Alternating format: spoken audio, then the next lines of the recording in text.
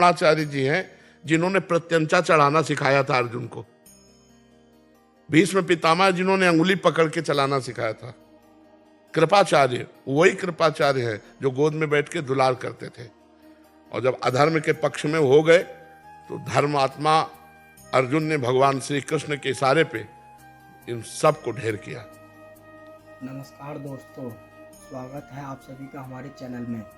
दोस्तों, तो आज हम प्रेमानंद जी महाराज से ये जानेंगे कि किसी निर्दोष पर शक करने पर, उसे यातनाएं देने पर क्या हमें पाप लगता है। तो दोस्तों बने रहिए वीडियो में आगे। वीडियो अच्छी लगे तो चैनल को सब्सक्राइब करें। महाराज जी, आपके चरणों में कोटि कोटि प्रणाम। महाराज जी, आर्मी की नौकरी के दौरान हमें मिलिट्री एरिया में काम करना पड़ता है जहां आतंकवादी भी होते हैं। उसी दौरान किसी आदमी पर शक होने पर सच बुलवाने के लिए काफी सारे तरीकों का इस्तेमाल करना पड़ता है। उस दौरान दी गई यातनाएं किसी बेकसूर को मिल जाएं तो क्या उस पाप उसका प्रारब्ध होगा, उसका प्रारब्ध होगा, उसमें प्रारब्ध में फंस जाएगा। जैसे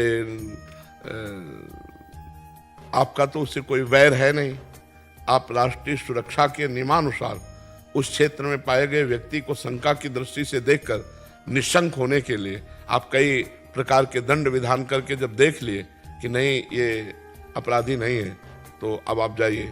तो ये जो उसको मिला है उसका पूर्व का किया हुआ कोई पाप है जो प्रारब्ध उसको फंसा दिए और वो दंड होगा।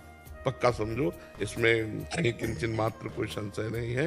और ये तुम्हारा अधिकार है। जिसे मान लो क्षेत्र है, अब आप बॉर्डर के क्षेत्र में किसी तरह बिना किसी प्रयोजन के पाए गए तो दंड तो बाद की बात, शंका ज्यादा हो जाए तो गोली भी मार दी जाएगी। तो आप उस क्षेत्र में गए कैसे? मान लो आपका प्रारब्ध पहुंचाया तो आपको भोगना पड़ेगा। फिर हमारा कोई नवीन नहीं, आप अपने अधिकारानुसार कानून के क्षेत्र में अगर आए हुआ व्यक्ति है और आपको शक हो रही है कि तो आप उसमें अगर ढिलाई करेंगे तो आपको गोली मार देगा। क्या पता आप आ कैसे गए इस अधिकार क्षेत्र में। लेकिन महाराज जी वो दिमाग से नहीं जाता है जब वो नहीं हटाना चाहिए। इसको विवेक रखो ना, हटाना चाहिए। आप देखिए, अधर्म के पक्ष में द्रोणाचार्य जी हैं, वही द्रोणाचार्य जी हैं जिन्होंने प्रत्यंचा चढ़ाना सिखाया था अर्जुन को। भीष्म पितामह जिन्होंने अंगुली पकड़ के चलाना सिखाया था। कृपाचार्य वही कृपाचार्य है जो गोद में बैठ के दुलार करते थे। और जब अधर्म के पक्ष में हो गए तो धर्मात्मा अर्जुन ने भगवान श्री कृष्ण के इशारे पे इन सब को ढेर किया। अपने ही बाणों से भीष्म पितामह को गिराया और धृष्टद्युम्न ने महाराज भगवान श्री कृष्ण के इशारे पे युधिष्ठिर से कहा बोलो। जो बोले सो अश्वत्थामा, विचार नहीं कर सके थे। युधिष्ठिर जी ने कहा अश्वत्थामा हाथों नरो या कुंजर।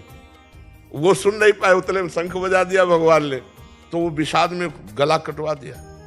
तो देखो, आप जिस क्षेत्र में हो वहां दया बहुत बड़ी चूक हो सकती है, हमारे राष्ट्र के लिए, हमारे समाज के लिए और आपके जीवन के लिए। तो उसमें आपको अपने कर्तव्य का पालन करने में बिल्कुल दया नहीं दिखानी चाहिए और बिल्कुल शोक नहीं करना चाहिए। क्योंकि आप किसी निजी प्रॉपर्टी रक्षा के लिए बात नहीं कर रहे हो, आप किसी निजी सुख के लिए नहीं कर रहे हो, राष्ट्र सुख के लिए कर रहे हो। और फंसेगा वही जिसका प्रारब्ध है।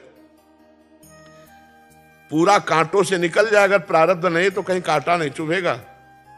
और अगर चोट लगनी है तो गद्दा पड़े होंगे, फंस के ऐसे गिरोगे कि तुम्हारी चोट लग जाएगी। तो पक्की समझो, जो कर्ता का विधान है, जो कर्ता का विधान है वो वैसे ही उसको भोगना। वो कोई पाप किए है पूर्व का, उसको वो दंड मिलेगा। पक्का समझो, वैसे ही दंड। हम कई बार बता चुके हैं कि कुछ ऐसे पाप हैं जिनको कानून के द्वारा दंड नहीं मिला, तो वो जमा है ना। अब तो दो कानून है, एक है भारतीय कानून जो आपको प्रमाण सहित दोषी पाने पर दंड देगा। अब आप निर्दोष हैं और आपके प्रमाण दोष के युक्त हो गए, तो इसमें भागवतिक कानून में आपका जो पूर्व पाप कोई नहीं जानता उसका दंड है।